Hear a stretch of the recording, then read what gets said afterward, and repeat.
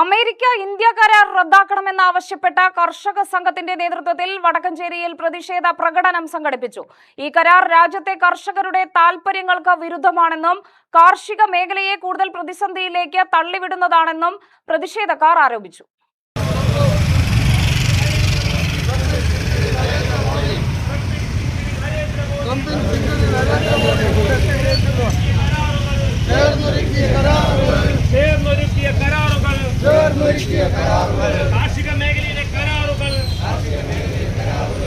രാജ്യത്തിന്റെ ഭക്ഷ്യസുരക്ഷയും കർഷകരുടെ ജീവിതോപാധിയും സംരക്ഷിക്കുന്ന നയങ്ങളാണ് കേന്ദ്ര സർക്കാർ സ്വീകരിക്കേണ്ടത് എന്നും വിദേശ താൽപര്യങ്ങൾക്ക് മുൻഗണന നൽകുന്ന കരാറുകൾ കാർഷിക മേഖലയെ ദോഷകരമായി ബാധിക്കുമെന്നും അദ്ദേഹം പറഞ്ഞു.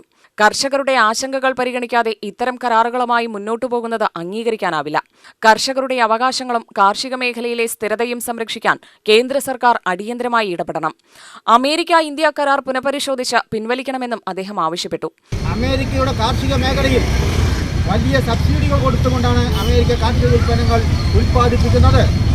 അതുപോലെ തന്നെ ആസ്ട്രേലിയൻ രാജ്യങ്ങൾ ഇത് തന്നെയാണ് ചെയ്തുകൊണ്ടിരിക്കുന്നത്. ന്യൂസിലാൻഡ് എന്ന് പറയുന്നത് ലോകത്തിൽ ഏറ്റവും കൂടുതൽ പാൽ ഉൽപ്പാദിപ്പിക്കുന്ന രാജ്യമാണ്. ലോകത്തിലെ മുഴുവൻ മനുഷ്യർക്കും ആവശ്യമായ പാല് ന്യൂസിലാൻഡിൽ ഉൽപ്പാദിപ്പിക്കുന്നുണ്ട്. അവർ ഈ ലോകത്തിലെ എല്ലാ രാജ്യങ്ങളിലേക്കും പാല് കയറ്റുമതി ചെയ്യുന്നുണ്ട്. ആ ന്യൂസിലാൻഡിൽ നിന്ന് ഈ പാല് ഇറക്കുമതി ചെയ്യാനുള്ള ചുങ്കരഹിതമായ അംഗീകാരം ഈ കരാറിലൂടെ കൊടുത്തിരിക്കുകയാണ്.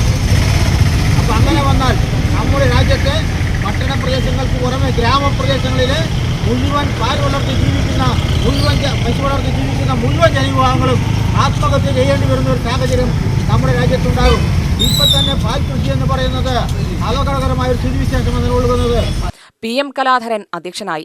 യോഗത്തിൽ രവീന്ദ്രൻ കുന്നംപുള്ളി, KN സുകുമാരൻ, വേലുണ്ണി എന്നിവർ സംസാരിച്ചു.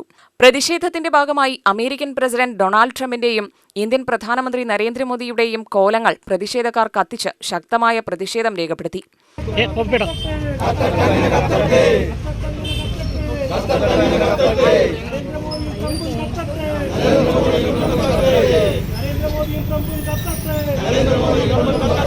UTV news, Palakkad.